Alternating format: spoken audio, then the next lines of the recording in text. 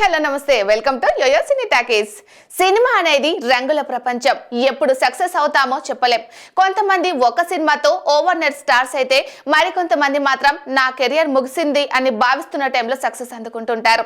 Heroine Meenakshi Chowdary కూడా ఇలాంటి success ని అందుకుంది. ఈచట వాహనములు నడపరాదు సినిమాతో టాలీవుడ్ కు ఎంట్రీ ఇచ్చిన ఈ బ్యూటీ తర్వాత కొన్ని సినిమాల్లో నటించింది, కానీ అనుకున్నంతగా సక్సెస్ అయితే రాలేదు. ఆ తర్వాత త్రివిక్రమ్ డైరెక్షన్ లో వచ్చిన గుంటూరు కారం సినిమాతో మెరిసింది. దీంతో అవకాశాలు వెతుక్కుంటూ వచ్చాయి. గుంటూరు కారం సినిమాలో తనది పెద్దగా గుర్తింపు ఉన్న పాత్ర కాదు, మర్దలుగా సర్దుకుపోయింది. కానీ ఇటీవల లక్కీ భాస్కర్ సినిమాతో ప్రేక్షకుల ముందుకు వచ్చింది. ఈ సినిమా సూపర్ హిట్ గా నిలిచింది. వారం గ్యాప్ తో మట్కాతో వచ్చింది. ఈ సినిమా కూడా మంచి టాక్ తెచ్చుకుంది. ఈ వారంలో విడుదల అవుతున్న మెకానిక్ రాకీలో కూడా తానే కథానాయిక.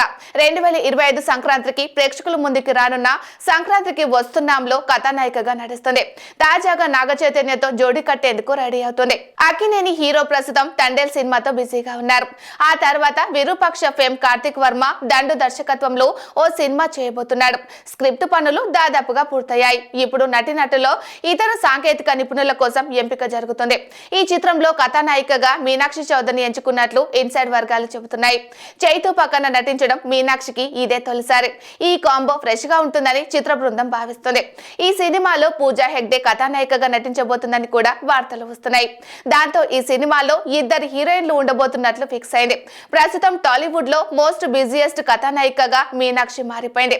తన చేతిలో ఇప్పుడు మరో 4 సినిమాలున్నాయి. వాటిలో చైతు సినిమా కూడా చేరిపోయింది. ఇప్పుడు ఏ లెక్కన చూసినా ఈ ఏడాదితో పాటు వచ్చే ఏడాదిలో కూడా మీనాక్షి సినిమాలతో సందడి చేయనుంది.